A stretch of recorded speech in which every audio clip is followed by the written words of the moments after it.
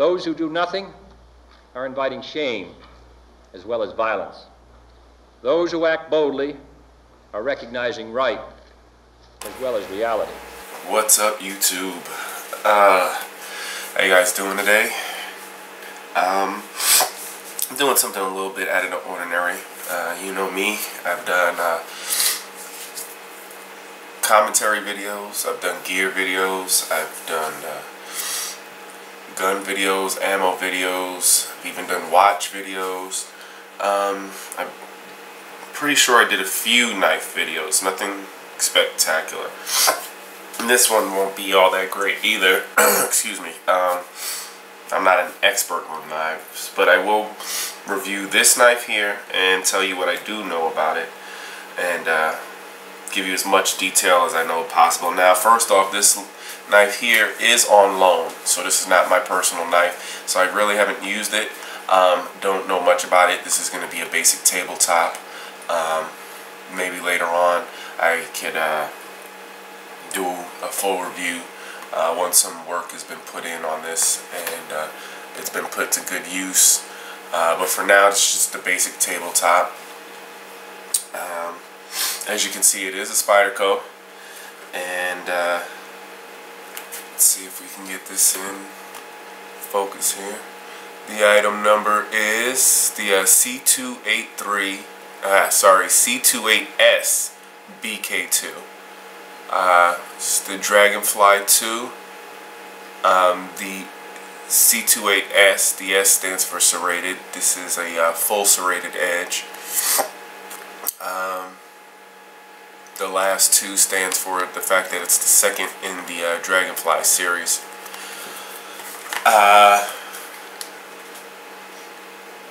Basically, this is how it's going to come packaged. Very small, kind of EDC knife here. You would slide the insert out here. It's wrapped in bubble wrap. I like the foam insert in here. They do take notice to take care of their knives. Here we have the paperwork for it, and it's basically their rundown of, you know, how they try to strive to be the best knife maker and yada yada yada. It's pretty long. I'm not going to go into details about reading it. I'm sure nobody wants to hear me read. And then you remove this, and we'll set this stuff aside here. And here it is. Now, like I said, this is the Dragonfly 2. So there was obviously a Dragonfly 1. Some of the things that it has in common with the first series is the blade size. The handle is very honestly is very ergonomic, and so the blade size and shape basically is the same as the first one. Handle is pretty much the same as the first one. What else? The leveraging point, meaning how far this excess in the blade comes back to actually begin to pivot in the handle. That's pretty much the same. So the same amount of space between cutting area and back to this pivot point is the same. The finger choil up front, which is jimped, is the same, and this thumb ramp with jimping is the same. So basically, though, that's what's carried over. So pretty much most of the knife is carried over from the first one. Now, some of the newer stuff that's been added. The clip design. As you can see, it's a skeletonized clip. Very strong, very sturdy. I actually like this design on this clip, but it is reversible, as you can see, because it is skeletonized. You can see these two bars on the clip that sit in the grooves that are held down by that tension torque screw there. Now if you flip it over, I'm trying to get it in the light here. There's 2 grooves on either side of this torque screw, so you can remove the clip and put it over to that side. So that's new.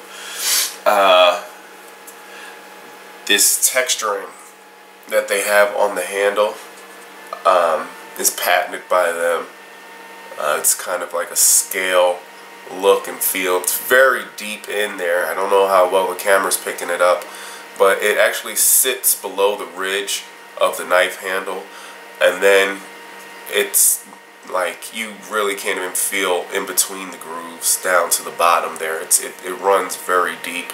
That is a patented style and design by Spyderco that the first one didn't have. As you can see, the Spyderco Dragonfly emblem right there on the handle.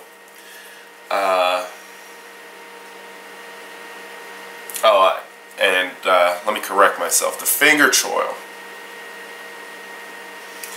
and the spine jimping weren't on the first one. It just had the ramp here and the finger choil, but the jimping wasn't there. So I have to correct myself. The jimping wasn't added until the Spyderco, till the Dragonfly 2. On the first one, the choil was there and the thumb ramp was there, but it wasn't jimped. So I correct myself on that. I just realized I said that and that wasn't true. Also, this is a screwed together handle design. I believe the first model, the original Dragonfly, was pinned down.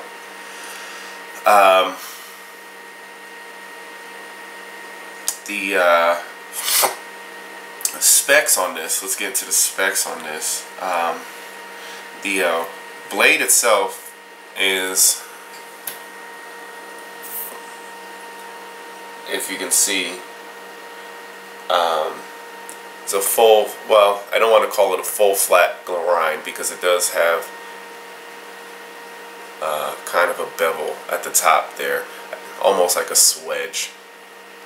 So I don't want to call it a full, but it definitely is a flat grind blade, which I think is beautiful on blades. I think all blades should come this way. The cutting surface, because of the finger choil and the thumb ramp, doesn't start completely all the way to the back, which is good because this is a very, very small knife. I have, like I try to explain to everybody, I have large palms but short fingers, and so it's kind of difficult to find anything that fits my hand properly. But this actually fits very comfortable in my hand, and I think it's in part due to the finger choil at the bottom and the thumb ramp at the top, and especially because it is jimped, it does feel very secure in the hand. But as a blade as a whole, back to the blade, I really feel like it, you know, these blades should be flat ground. I do like a flat ground blade. Not all blades I buy are like that, but I do like the flat grind blades. I think it's easy to sharpen and keep up with, and it just looks nicer too. While we're talking about the blade, before we get into more specs, there's the Spyderco laser etched emblem there. You can see Spyderco VG10 there. So this is a VG10 blade, VG10 steel.